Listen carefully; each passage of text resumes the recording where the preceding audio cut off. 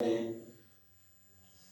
قرآن مجید کی سورۃ قاف آیت نمبر 18 میں ارشاد فرمایا ما یلفظ من قول الا لدیہ رقیب عتید، کہ انسان اپنی زبان سے جو بھی بات کرتا ہے ایک محافظ اللہ کی طرف سے اس کے پاس موجود ہوتا ہے جو اس کی جانے والی بات کو رپورٹ کرتا ہے، لکھ لیتا ہے، اور انسان کی زبان سے نکلنے والے ہر لفظ اور ہر بول کا باقاعدہ ریکارڈ مرتب ہوتا ہے۔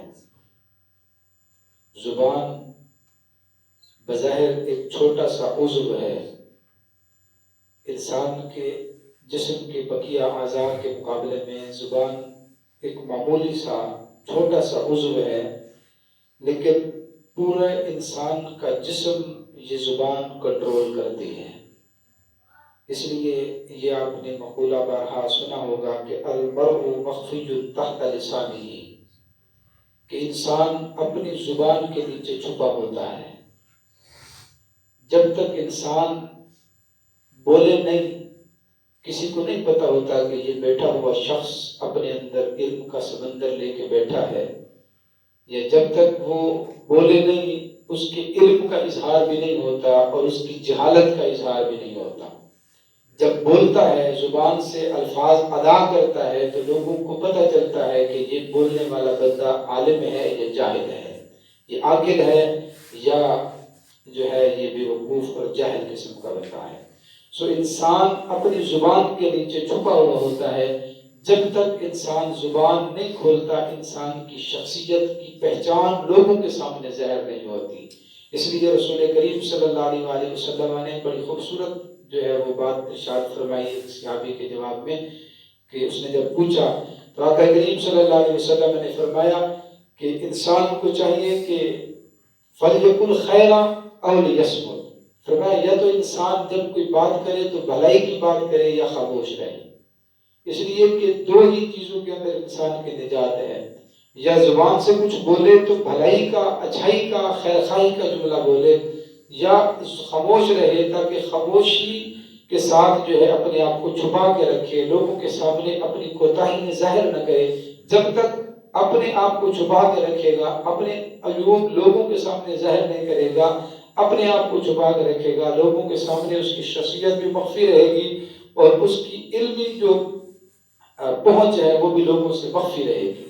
سو انسان کو اپنی زبان کا استعمال کرتے ہوئے جو ہے وہ سوچ سمجھ کے بولنا چاہیے کہ وہ جو بول رہا ہے کیا بول رہا ہے اور کس کے متعلق بول رہا ہے۔ زبان کا پھسلنا انسان کو وہاں گراتا ہے کہ جہاں قدم کا پھسلنا بھی انسان کو نہیں گراتا۔ زبان کی پھسلن انسان کو جو ہے وہ یا تو تباہی کے دہانے کی طرف لے جاتی ہے، اور یا انسان کو جو ہے زبان سے ادا کیا جانے والا کوئی ایک جملہ اس کے درجات کے لیے بلندی اور رفعت کا باعث بن جاتا ہے۔ زبان کو ایک جو ہے سپریم قسم کی جو ہے وہ طاقت اور اہمیت پورے عضو کے اندر حاصل ہے۔ آقا کریم صلی اللہ علیہ وسلم نے جب ایک صحابی نے پوچھا یا رسول اللہ مسلمان کون ہے، تو حضور نے اس کے جواب میں فرمایا المسلم من سلم المسلمون من لسانہ و یدہ، فرمایا مسلمان تو وہ ہے جس کے ہاتھ اور زبان سے دوسرے مسلمان محفوظ رہے۔ حضور نے اسلام کی پہچان یہ بتائی کہ اسلام جو اسلام کے ماننے والا ہے یا جو اسلام ہے، مسلمان ہونے کا مطلب یہ ہے کہ جس کی زبان سے دوسرے مسلمان محفوظ رہیں، جس کے ہاتھ سے دوسرے مسلمان محفوظ رہیں۔ اب انسان دوسرے انسانوں کو مختلف قسموں کی تکلیفیں دیتا ہے، مختلف اعضاء کے ساتھ تکلیف دینے کا جو ہے وہ انسان ارتکاب کرتا ہے، لیکن پورے انسان کے جسم میں سے دو عضو کا رسول کریم صلی اللہ علیہ وسلم نے خاص نام لیا، فرمایا المسلم من سلم المسلمون من لسانہ و یدہ، فرمایا مسلمان تو وہ ہے کہ جس کی زبان اور ہاتھ سے دوسرے مسلمان محفوظ رہے۔ ہاتھ اور زبان یہ عموماً دوسروں کو تکلیف دینے کے لیے استعمال ہوتے ہیں، لیکن ان میں بھی حدیث کی ترتیب اٹھا کر دیکھیے، رسول کریم صلی اللہ علیہ وسلم نے پہلے زبان کا ارشاد فرمایا من سلم المسلمون من لسانہ و یدہ، فرمایا مسلمان وہ ہے جس کی زبان سے دوسرا مسلمان محفوظ رہے۔ زبان سے محفوظ رہے اور ہاتھ سے محفوظ رہے. پہلے زبان کا ذکر کیا، بعد میں ہاتھ کا ذکر کیا، اس لیے کہ ہاتھ سے جب کسی کو تکلیف دینی ہوتی ہے تو اس کے لیے بہت سارے تکلفات کا ہونا ضروری ہوتا ہے. آپ کسی کو تھپڑ مارنا چاہتے ہیں تو جب تک آپ کے قریب نہیں ہوگا آپ تھپڑ نہیں مار سکتے. آپ کسی کو پتھر اٹھا کے مارنا چاہتے ہیں تو پتھر اٹھائیں گے زمین سے، اس کو اٹھا کے آپ ماریں گے، آپ کو طاقت صرف کرنی ہوگی، اس کے لیے جو ہے نا قوت کا ہونا ضروری ہے. آپ اسلحے کے ذریعے کسی کو مارنا چاہتے ہیں تو آپ کے پاس اسلحہ کا ہونا ضروری ہے. اس کے لیے بہت سارے تکلفات ہیں ہاتھ سے کسی کو تکلیف دینے میں. لیکن زبان ایک ایسی چیز ہے کہ آپ کہیں بھی بیٹھ کے کسی پر حملہ کر سکتے ہیں، آپ کہیں بھی بیٹھ کے کسی کی پگڑی اچھال سکتے ہیں، آپ کہیں بھی بیٹھ کے کسی کی عزت کی جو ہے وہ دھجیاں بکھیر سکتے ہیں. آپ کہیں بھی بیٹھے ہیں وہ موجود ہے یا نہیں ہے، کسی کے سامنے بھی اور کسی سے کوسوں دور بیٹھ کے بھی آپ اپنی زبان کی کینچی کے ساتھ کسی کی عزت اور وقار کو جو ہے تار کر سکتے ہیں. اس لیے رسول کریم صلی اللہ علیہ وسلم نے فرمایا کہ مسلمان وہ ہے جس کی زبان اور ہاتھ سے دوسرا مسلمان محفوظ رہے. تو زبان کا ذکر پہلے کیا اس لیے کہ زبان بہت تیز چلتی ہے. زبان وہاں انسان کو جو ہے گراتی ہے جہاں تک انسان کی سوچ نہیں جاتی. تو آقا کریم صلی اللہ علیہ وسلم نے اس زبان کا ذکر کیا اور آپ صلی اللہ علیہ وسلم نے زبان کی اس تباہ کاریوں سے اور زبان کی اس ہلاکت کے اندر ڈال دینے والی جو ہے نا وہ وباؤں سے آقا کریم صلی اللہ علیہ وسلم نے امت کو خبردار کیا. حضور نے اپنے صحابہ کو مخاطب کر کے ایک مرتبہ فرمایا، آپ نے فرمایا میں یزمن لی، فرمایا جو بندہ مجھے میں یزمن لی ما بین لحیہ وما بین رجلیہ ازمن لہ الجنہ، اور کما قال فرمایا تم میں سے جو بندہ مجھے دو چیزوں کی گارنٹی دے دے میں محمد مصطفیٰ اسے جنت کی گارنٹی دیتا ہوں. دو چیزوں کی گارنٹی. حضور نے فرمایا تم مجھے دو چیزوں کی ضمانت دو کہ تم ان دو چیزوں کا غلط استعمال نہیں کرو گے، میں لکھ کر اور تمہیں گارنٹی دیتا ہوں کہ تمہیں اللہ تبارک و تعالی جنت عطا فرمائے. اب صحابہ کرام متوجہ ہو گئے کہ دو چیزوں ہی کی گارنٹی مانگی جا رہی ہے اور اس کے بدلے میں اللہ تبارک و تعالی کے محبوب جنت کی ضمانت دے رہے ہیں. تو صحابہ متوجہ ہوئے. حضور نے فرمایا تمہیں پتہ ہے وہ دو چیزیں کون سی ہیں؟ صحابہ نے یا رسول اللہ آپ ارشاد فرمایا. حضور نے فرمایا تم ایک اپنی زبان کی مجھے گارنٹی دو. ایک حدیث میں کہ حضور نے زبان کو پکڑا ہاتھ میں اور فرمایا اس کی گارنٹی مجھے دے دو کہ اس کا تم غلط استعمال نہیں کرو گے، اس کو تم اپنی قابو میں رکھو گے، اپنی جو ہے نا گرفت کے اندر رکھو گے اور اس کا غلط استعمال نہیں کرو گے تو میں تمہیں گارنٹی دیتا ہوں کہ اللہ تمہیں جنت عطا فرمائے. اور دوسرا حضور نے فرمایا جو تمہارے جو ہے ناف اور تمہارے گھٹنوں کے درمیان یعنی اپنی شرمگاہ کی گارنٹی مجھے دے دو کہ تم ان کا غلط استعمال نہیں کرو گے، اللہ پاک تمہیں جنت عطا فرمائے. دو چیزیں حضور نے فرمائی اور ان دو چیزوں کے اندر ساری چیزیں آپ دیکھ لیں. انسان جو بھی جرم کرتا ہے ان دو اعضاء میں سے کسی ایک کے ساتھ ہوتا ہے. زبان اس کا محرک بنتی ہے اور اس کی انتہا جو ہے پھر جا کے انسان کی وہ شرمگاہ پر جا کے ہوتی ہے کہ انسان پھر بڑے گناہ کے اندر جو ہے وہ مرتکب جا گھستا ہے اس زبان کی وجہ سے. تو حضور نے ان دو چیزوں کی گارنٹی مانگی. فرمایا مجھے دے دو ان کی گارنٹی، میں تمہیں اللہ تبارک و تعالیٰ کی بارگاہ سے جنت کی جو ہے وہ گارنٹی دے کے دیتا ہوں. اس لیے زبان کو کھولتے ہوئے اور زبان کا استعمال کرتے ہوئے سوچنا چاہیے کہ ہم اپنی زبان سے کیا بول رہے ہیں اور کس کے متعلق بول رہے ہیں. کسی کی جو ہے ذات پر کیچڑ اچھالنا، کسی کی ذات پر تانا زنی کرنا، کسی کا مذاق اڑانا، کسی کا ٹھٹھا کرنا، کسی کا تمسخر اڑانا، کسی کی غیبت کرنا، کسی کی چغلی کرنا، یہ سارے کے سارے وہ گناہ ہیں اور سارے کے سارے وہ جرائم ہیں جن کا تعلق زبان کے ساتھ ہے اور ہم صبح شام کرتے ہیں اور ہمیں پتہ ہی نہیں ہوتا کہ ہم کتنا بڑا جرم کر رہے ہیں. یاد رکھیے انسان کسی کو خنجر مار دینا تو خنجر کے زخم وہ مندمل ہو جاتے ہیں، خنجر لگے ہوئے زخم سل جاتے ہیں اور ان کا جو ہے تدارک ہو جاتا ہے.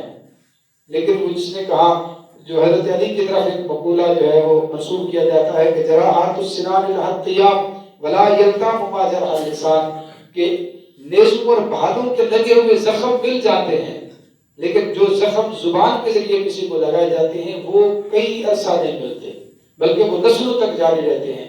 اس لیے زبان کا استعمال کرتے ہوئے سوچ سمجھ کے بولنا چاہیے کہ ہم کیا بول رہے ہیں اور کس کے متعلق بول رہے ہیں. آقا کریم صلی اللہ علیہ وسلم کی بارگاہ میں ایک شخص آیا، ان رجلا جاء الى النبی صلی اللہ علیہ وسلم، حدیث کے لفظ ہیں کہ ایک شخص رسول کریم صلی اللہ علیہ وسلم کی بارگاہ میں آیا، آ کے عرض کی اذنی اوجز یا رسول اللہ، یا رسول اللہ مجھے کوئی ایسی نصیحت کیجیے کہ جس کے بعد مجھے کسی دوسرے کے پاس جا کے کوئی بات پوچھنے کی ضرورت نہ پڑے. مجھے کوئی ایسی نصیحت کیجیے کہ جو آخری ہو، یعنی آپ مجھے نصیحت کر دیں اور آپ کے بعد کسی اور کی ضرورت نہ ہو، مجھے ایسی کوئی بات جو ہے وہ مجھے آپ ارشاد فرما دیں. تو آقا کریم صلی اللہ علیہ وسلم نے 3 باتیں اس صحابی کو فرمائی. پہلی چیز حضور نے فرمایا فقال اذا كنت في صلاتك فصل صلاة مؤذن. فرمایا میرے صحابی جب بھی اللہ تبارک و تعالیٰ کی بارگاہ میں نماز کے لیے کھڑے ہوا کرو تو یوں نماز پڑھا کر گویا کہ تم اپنی آخری نماز پڑھ رہا ہے. ایسی نماز پڑھا کر کہ یہ تیری آخری نماز ہے. اس کا فائدہ کیا ہوگا کہ جب ہر نماز کو آخری نماز پر سمجھ کے پڑھو گے تو اس نماز کے اندر عاجزی اور انکساری کا اظہار بھی ہوگا، اس نماز کے اندر خشوع اور خضوع بھی ہوگا، اور اس نماز کو اپنے اور رب کے درمیان جو ہے ایک گفتگو اور اپنے اور رب کے درمیان جو ہے وہ راز و نیاز والی ایک عبادت سمجھ کے اس کو ادا کرے گا جب آخری نماز سمجھ کے اس کو پڑھ رہا ہو. اس لیے کہ جب بندہ اس یقین کے ساتھ نماز پڑھے کہ میں یہ فجر کی نماز پڑھ رہا ہوں، پتہ نہیں ظہر کی نماز پڑھنا مجھے نصیب ہوتی ہے یا نہیں ہوتی، تو انسان یقیناً اس نماز کو اس طریقے پر پڑھے گا گویا وہ اپنے رب سے گفتگو کر رہا ہے. پھر یہ نماز اس کو اتنی سرور اور اتنا لذت عطا کرے گی کہ یہی نماز اس بندہ مومن کے لیے معراج بن جائے گی. تو حضور نے فرمایا کہ جب بھی نماز کے لیے کھڑے ہو ایسی نماز پڑھو گویا کہ تم اپنی آخری نماز پڑھ رہے ہو. اور دوسری بات حضور اکرم صلی اللہ علیہ وسلم نے فرمائی کہ فرمایا وَلَا تُكَلِّمْ بِكَلَامٍ تَعْتَذِرُ مِنْهُ غَدًا. فرمایا میرے صحابی کبھی بھی اپنی زبان سے ایسے کلمات نہ ادا کرو کہ جن کی وجہ سے تمہیں کل کو جو ہے لوگوں سے معذرت کرنی پڑے کہ سوری میں نے غلط کہا تھا. ایسا جملہ زبان سے ادا ہی نہ کرو کہ جس کے کرنے پر تمہیں لوگوں سے معافی اور معذرت جو ہے وہ کرنی پڑے. سو ایسے کلمات اگر زبان سے نکلے جس کی وجہ سے تمہیں معذرت کرنی پڑے تو اس سے بہتر ہے کہ زبان کو پہلے ہی سوچ سمجھ کے جو ہے وہ بولا کرو تاکہ زبان سے ایسے کلمات نکلے ہی نہیں جس کی وجہ سے تم معذرت کرتے پھرو اور لوگوں سے معافی مانگتے پھرو. اور تیسری چیز حضور اکرم صلی اللہ علیہ وسلم نے فرمایا واجب الیاس مما فی ید الناس. فرمایا میرے صحابی لوگوں کے پاس جو کچھ ہے اس سے تم مایوس ہو جاؤ. لوگوں کے پاس کیا ہے اس کی پرواہ نہ کرو، اس کی فکر چھوڑ دو. جب اس کی فکر چھوڑ دو گے تو اللہ تبارک و تعالیٰ تمہیں بے نیاز کر دے گا. تمہیں لوگوں کی ضرورت ہی نہیں رہے گی. تم اپنی ذات کے اندر، اپنی حیثیت کے اندر، اپنی کردار اور اپنی شخصیت کے اندر از خود جو ہے وہ غنی بن جاؤ گے. تم لوگوں میں سے ہر ایک سے اعلیٰ عرفہ بن جاؤ گے. اللہ تبارک و تعالیٰ کی بارگاہ میں بھی تمہاری عزت ہوگی، لوگوں کے نگاہ کے اندر بھی تمہاری عزت ہوگی اگر تم نے ان چیزوں کو عمل کر لیا. اس لیے رسول کریم صلی اللہ علیہ وسلم نے ہمیں خبردار کیا کہ اپنی زبان کا استعمال کرتے ہوئے ہم سوچ سمجھ کے الفاظ ادا کریں. اور اس کا تعلق ہمارے ایمان کے ساتھ بھی ہے، اس کا تعلق ہماری شخصیت اور ہمارے کردار کے ساتھ بھی ہے. آقا کریم صلی اللہ علیہ وسلم کی ایک اور حدیث میں حضور نے فرمایا لا یستقیم ایمان عبد حتی یستقیم قلبہ. فرمایا اس وقت تک کسی بندے کا ایمان مکمل نہیں ہوتا جب تک کہ اس کا دل استقامت والا نہ ہو جائے. اور فرمایا ولا یستقیم قلبہ حتی یستقیم لسانہ. فرمایا اس وقت تک بندے کا دل مستقیم نہیں ہوتا جب تک کہ اس کی زبان استقامت والی نہ ہو جائے. سو دل کے استقامت والا ہونے کے لیے ضروری ہے کہ ہم اپنی زبان کو جو ہے وہ محفوظ رکھیں، اپنی زبان کی لغزشوں سے خود بھی بچیں، لوگوں کو بھی اس سے محفوظ رکھیں. آقا کریم صلی اللہ علیہ وسلم سے پوچھا گیا یا رسول اللہ من نجات، یا رسول اللہ نجات کس کے اندر ہے، کامیابی کس چیز کے اندر رکھی ہے؟ تو آقا کریم صلی اللہ علیہ وسلم نے فرمایا امسک علیک لسانک. فرمایا تم اپنی زبان کو اپنے اوپر محفوظ کر لو. کیا مطلب تھا؟ اپنی زبان پر گرفت کر لو، اپنا کنٹرول اپنی زبان پر کر لو کہ تم کیا بول رہے ہو، کس کے لیے بول رہے ہو، اس کے اندر نجات رکھیے. حضور فرمایا نجات چاہتے ہو تو اپنی زبان کو قابو کرنا سیکھ جاؤ. ہماری زبان قابو میں نہیں ہے. ہم اللہ معاف کرے ایسے ایسے جملے بول جاتے ہیں اور ایسے ایسے لوگوں کے متعلق بول جاتے ہیں کہ جہاں شاید وہ جملے ہمارے لیے جو ہے کفر والے بن جائیں. ہم زبان کا استعمال کرتے ہوئے سوچتے ہی نہیں ہیں کہ ہم کیا کہہ رہے ہیں. آقا کریم صلی اللہ علیہ وسلم نے ہمیں خبردار کیا کہ تم اس چیز سے بچو، اس لیے کہ زبان جو ہے یہ یا تو تمہیں بہت بڑے بلند درجے تک لے جاتی ہے یا تمہیں جو ہے یہ جہنم کا ایندھن بنا دیتی ہے۔ آقا کریم صلی اللہ علیہ وسلم کی حدیث ہے، فرمایا جب اذا اصبح ابن آدم، فرمایا جب اللہ تبارک و تعالیٰ کے بندے ابن آدم کی اولاد میں سے کچھ لوگ صبح کرتے ہیں، یعنی جب بھی حضرت آدم کی اولاد میں سے کوئی بندہ صبح کرتا ہے، یعنی انسان جب صبح اٹھتا ہے تو سب سے پہلے جو زبان ہے نا، یہ زبان انسان کے جو جتنے باقی اعضاء ہیں جسم کے، یہ سارے کے سارے اعضاء زبان کے سامنے ہاتھ جوڑ کے کھڑے ہوتے ہیں۔ سارے کے سارے اعضاء، انسان کے ہاتھ بھی، انسان کی آنکھیں، انسان کے کان، انسان کا دل، پیٹھ، سارے کے سارے جو انسان کے جسم کے باقی اعضاء ہیں وہ زبان کے سامنے ہاتھ جوڑتے ہیں، اور ہاتھ جوڑ کے زبان سے کیا کہتے ہیں؟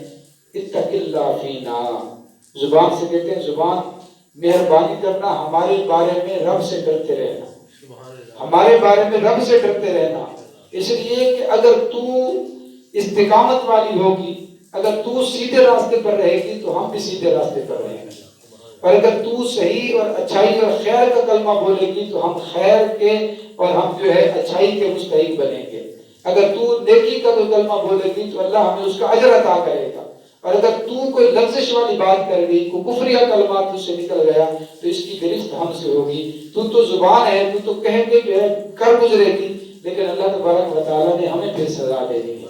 سو وہ کہتے ہیں کہ اللہ کی بارگاہ سے ڈرتے رہنا ہمارے حق میں، اس لیے کہ ہماری وقار، ہماری عزت اور ہماری ساری جو ہے نا وہ ہماری ساری عزت اور ہمارا سارا وقار تیرے ساتھ وابستہ ہے۔